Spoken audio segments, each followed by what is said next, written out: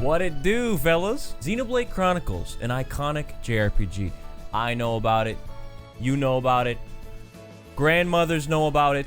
Quite popular, if I do say so myself. And in preparation of Xenoblade Chronicles 3 coming out, I decided to 100% all the Xeno games, starting with this one. And it was a monumental task. Xenoblade games are not small games by any means, and 100%ing them is definitely a journey. But 2 years after beating it for the first time, I decided to return to it and 100% New Game Plus in Xenoblade Chronicles Definitive Edition. When I first played through Xenoblade 1, it was my introduction to the series. I don't think that's too out of the ordinary for most people. Now, having played through all of the previous Xeno games, Xenogears and Saga, I now have a recontextualized view of the story, so that was another reason for me to replay this game. Before I get into that, I want to talk about my journey and experience 100% in this game and what it did to me. For accessibility, for more people to be able to watch this, I'm not going to be spoiling anything about this game or any previous games, so you're good to go. I'll be pretty vague about any story elements. The first thing I noticed about this game is the sheer amount of things you can do. There's affinity for you and your party members, the people around you, the regions around you as well. Your relationship with all of this affects the world around you and things you can do and quests. And speaking of quests, there's 455 quests in this game, and a lot of them are missable, meaning if you don't do them at the right point, they could disappear. There are 152 unique monsters, 5 super bosses. There's all these locations and landmarks, some of them secret, as well as 63 heart-to-hearts that have branching paths. Yeah, it is an intimidating amount of stuff to do if you set out to do them all. Since my goal was 100% with content and re-experiencing everything in mind, I watched all of the cutscenes, but I didn't bother with things like getting one of each equipment, one of each item, getting 999 affinity coins. Yeah, I didn't really bother with stuff like that. 100% in a game in general is kind of arbitrary in its definition, especially when it's like a JRPG. If I ask a bunch of people what they thought 100% was, I feel like I'd get a variation of different definitions. Especially in a JRPG with no like actual percentage way to track my progress. For a 100%, you kind of have to make up the rules for yourself. I essentially follow what will be done for a speed run, so all the stuff I mentioned before, all the locations, landmarks, quests, unique monsters, bosses, heart-to-hearts, and I would also watch all the cutscenes. Yeah, I wanted to focus more on the content as opposed to just completionism. So as I began my 100% journey in Xenoblade Chronicles Definitive Edition, I started to appreciate a lot of what this game had to offer. There's so much there that, I wouldn't have picked up on a casual playthrough. And, I also faced a lot of hardships and friction in trying to 100% a lot of the things. So let's get started with one of my favorite aspects of any Xenoblade game, and my favorite aspect of this game in particular, and that is exploration. The exploration in this game is so fun. Like, just when you think you found everything or every little location in an area, you find something secret, it plays that little jingle, and you're like, oh my god. There are some areas that are tied to questing in the game. For example, like King Agni's tomb, you can't get inside that area unless you get the right thing to open the whatever. I like how they tied the questing with getting into certain spots in the game. I think my 2 favorite places to explore are Aerith Sea and Valak Mountain. For Aerith Sea, there were so many little islands that I didn't know existed that you could go to and explore. And when you finally get all the locations and that like blotchy map fills totally out and you can see everything, and you can see the entirety of Aerith Sea and what it has to offer, it was so satisfying. As for Valak Mountain, oh my god. It's this giant map that has all these little secrets hidden inside it. These little caves and nooks and crannies, little ledges you can walk on, ice slides everywhere, geysers that push you up into the sky. And on top of that, there's all these different weathers. When it's nighttime, the like ether shoots up into the sky and everything's lit up with this like golden light. Coupled with the fact that it has like incredible music, it's just, it's such a great area. It's definitely my favorite area. I think Valak Mountain, ooh, I could explore that place forever. Climbing to the summit of that map was really cool. Finding that level 120 super boss that has that one spike move that instantly kills my entire party wasn't that cool. All we needed was some gems. Then we took care of that guy, okay? Speaking of like the weather stuff, something that was really time consuming in this run was all the different unique monsters that were tied to different weather, because you have to kind of roll for weather over and over until you get the one you want, and it's not very forgiving. It's the closest thing that Xenoblade 2 Gacha this game has, is trying to get the right weather. So, thankfully there wasn't like that many unique monsters that were tied to it, but it took some time. It took some time to get them all. My overall favorite, absolute favorite part about the exploration is the collectopedia. Basically, you'd collect these little blue orbs. It would fill out your little notebook. When you completed roads, you get an item for it. When you completed the entire section for an area, you get another cool item. It was just so satisfying to get everything. And those little sound effects. It's gotta be one of my favorite parts of this game and Xenoblade X. I think there might also be a collectopedia for Xenoblade 3. I haven't double checked, but I think that would be really exciting if that's the case. I remember I needed to get 3 black liver beans, 2 for the collectopedia, 1 for a quest, and it's just notoriously one of the hardest things to get as a collectopedia item, and I was bracing myself for hours of pain, but thankfully I got it under 20 minutes, all 3 of them, and I think I was blessed by an angel, maybe Juju from the Jujanas.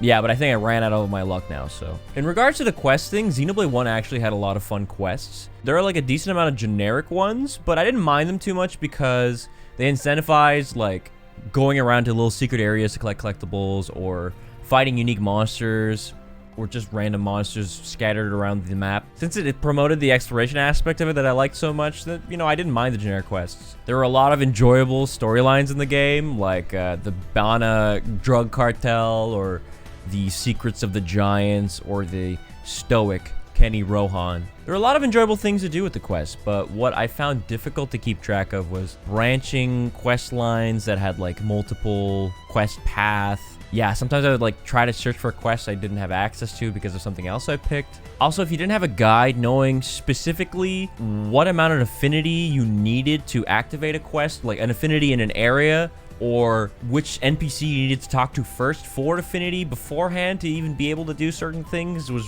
extremely hard to keep track of. On top of having to be there at the precise time of day for the NPC to show up. I don't know, I feel like without a guide, that shit's impossible. That's one of the things that Xenoblade Definitive Edition really helped out for quality of life, was just being told where to go sometimes and whether or not an NPC like exists in certain times of day. Doing all of this in the original game is a nightmare. It really is. If you want to just do all of the quests. If you're just doing it leisurely, it's not bad. Another difficult thing about the questing system in general is the missable quests. There are areas in the game that you no longer have access to at a certain point, and if you don't do the quests in time, then you can't ever do them again, and your 100% run is donezo. So I have to be very mindful of making sure those quests were done in time. There's like a little emblem stating that there's a time limit on them in the game, which helps. Also, I feel like the game definitely doesn't want the average player to be able to do everything in one playthrough. What I mean by that is, it definitely feels like the devs wanted you to play this game over and over and find these like different quests and these different quest lines and stuff like that on a separate playthrough, because just doing everything was so goddamn hard. And I think that idea is reinforced with the fact that, you know, so many of the areas become inaccessible in a single playthrough that, you know, they want you to play again, get back there, make sure you get everything, do it correctly this time around, maybe in your next playthrough, something like that. That being said, since there are areas that end up closing, there are some areas that end up opening up later in the game, which is pretty cool. Like the high-level area of Tephra Cave opening up is always really cool to go to. Now let's talk about Heart to Heart. It's probably one of my favorite things to do in Xenoblade games. Essentially, there are little one-on-one moments with your party members that either strengthen their relationship or contribute to some world building, and it comes with some branching paths in it. Usually throughout a typical heart-to-heart, I think probably all of them, you have a choice of 2 options twice. So like even just going through one heart-to-heart like 3 other times, essentially, you know, you're going to be getting some different dialogue, which is cool. Yeah, it's a shame they're not voiced, but, you know, they're still fun to read through. I was alerted by a chat member that if I picked a different option, then I would have gotten the option where Riki says he would adopt Shulk as his son and he would be his daddy pawn. And I'm like, oh my god, like, just one little choice in this thing would have gotten me such a different outcome that would have been really cool. That, yeah, I liked how it made you want to come back and do more of them. I mean, you could have always just like saved before doing the heart-to-heart and seeing it all, you know, going through the options yourself and reloading your file, but I think it's just better to do that on different playthroughs. I just like that there's nice moments hidden throughout these heart-to-hearts. I think it reinforces this whole thing about friendship that this game has yeah, you see these bonds forming with these characters in these meaningful moments. I'm also a fan of tying these heart-to-hearts to your party affinity. For example, like you need to be this friendly with this character to be able to do this heart-to-heart. You know, I like that. It's a nice little reward. But yeah, in regards to the bond, I feel like this game definitely hammers it in with how all the characters are always yelling at each other. You know, that's how the bond's growing, by just screaming nonstop. What? Baby brother? I've heard that like 100 times at least, and it's driven me crazy. I'm mentally unstable now. But I think overall for Xenoblade 1 in particular, my absolute favorite thing to do was the restoration of Colony 6. The way it works is that you start with this like ruined dump, this like rubble that this colony is in, and you slowly build up this area by gathering resources and leveling up like the housing or the commerce section and the services, stuff like that. And as you do this, you know, not only do you like visually see the improvements, like you get like street lamps, you get all these new houses, you get all this flora everywhere, and like collectables start spawning in the area too. So you see all that visually. You also get like prizes and gifts from all the villagers. On top of that, the music in the area would develop more and more. Like they'd add new instruments to it until you get to the very end where you get this like absolute banger. It was very rewarding. It really made me feel like I wanted to complete all of this. And it helped that it had a percentage thing in the game that actually let me know that I fully completed it. You could also invite all these little people around the game into Colony 6 to move in. And once you got them all, then you would be at 100%, and you'd have all these like villagers, and your town's done, and the music's blaring. It was just so fun.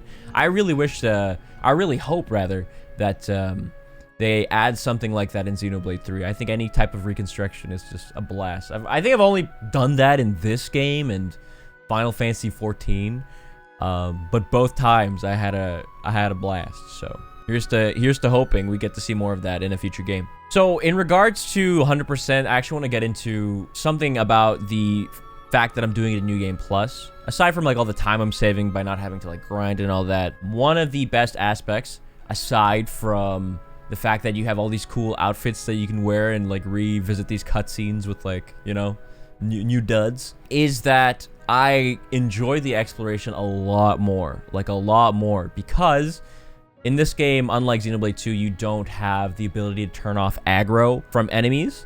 So the only way to really avoid them is by being a much higher level than them. So I was able to actually like enjoy the exploration a lot more and actually be able to listen to the music more than just like 5-second bursts. And that made the atmosphere, the ambiance, the exploration and adventure of this game that much better, because I don't know, it felt more fluid and I could enjoy the environments and atmosphere a lot more, not having to deal with all these enemies just running at me. That being said, I know that's a core part of a Xenoblade game, is just being like berated by these creatures. So I mean, an aspect that still remained, like unique monsters still would aggro me, so you know, I would still get attacked every now and then. But I think it was definitely a big buff to the game, because when I first played through it, I didn't really enjoy the exploration as much because of all the goons attacking me, and I just felt like this sense of anxiety and fear at all times, especially when a giant red monkey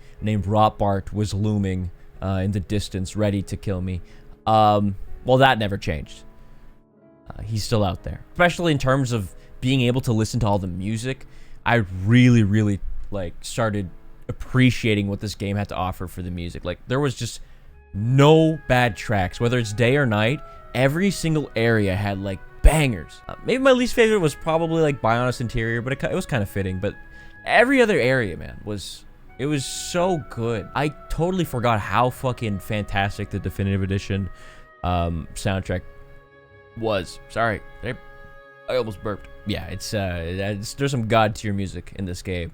I feel like people who aren't fans of Xenoblade or dislike it, they still end up listening to a lot of the music at some point. Lastly, I wanted to touch on the story. Now, this isn't something so unique to actually 100%ing the game as much as it is me you know, recontextualizing the story by playing Xenogears and Xenosaga. And without getting into too many specifics, it's just, there is so many references to Xenogears in this game in terms of parallels in the story.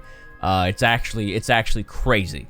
Playing this so recently after beating Xenogears, it was all very clear to me. It was also nice picking up little bits of like foreshadowing and elements of the story that, you know, you really don't pick up on your first couple playthroughs of the game. Also, after playing Xenogears and Xenosaga, it really put into perspective the complexity of this game. When I first played through Xenoblade, I feel like a lot of people, you know, have had this experience, you know, it ends up feeling like quite a complicated plot at a certain point, right?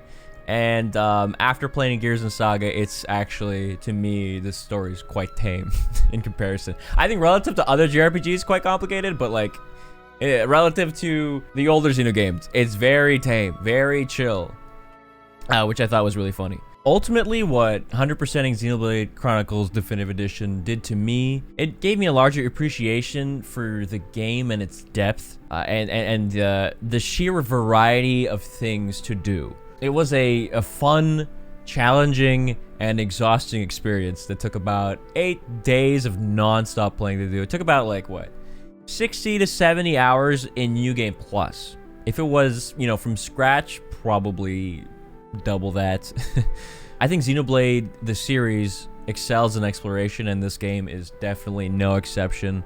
You know, doing all the quests and heart-to-hearts and killing all the brogs and giant monkeys, you know, it really made me feel a part of this world that Monolith Soft created. And, you know, it made me remember why I liked this game so much in my first playthrough. And, you know, I was just surprised by the amount of stuff that was hidden throughout this game. It was really worth doing the entire 100% run. You know, again, there was a lot of friction and difficulty in keeping track of every single thing to do without missing anything, and knowing where to go for certain quests and what time and who to talk to. It was a challenge. It wasn't easy. It took some years off my life, but at the end of the day, I still had a lot of fun. Xenoblade Definitive Edition was a rich experience that I'm really excited to see the aspects that I enjoyed the most about this game hopefully make you know, a grand return in Xenoblade 3. If you haven't played through Definitive Edition, or, you know, maybe you haven't 100% of the game, you know, I definitely suggest it. I think there's so many overlooked things about this game that I feel like would be an enjoyable experience for most people, so I would definitely recommend it.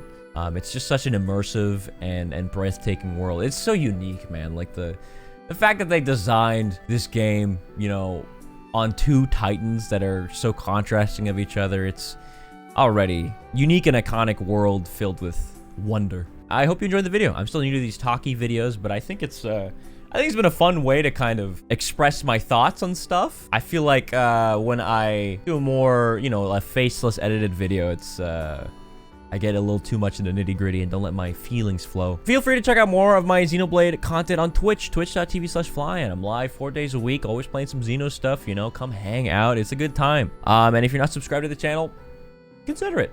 You know, helps me out a lot, and will help you maybe catch more of my content, you know, straight to your doorstep, all right? Like a little pizza pie. Anyways, I'll see you guys later.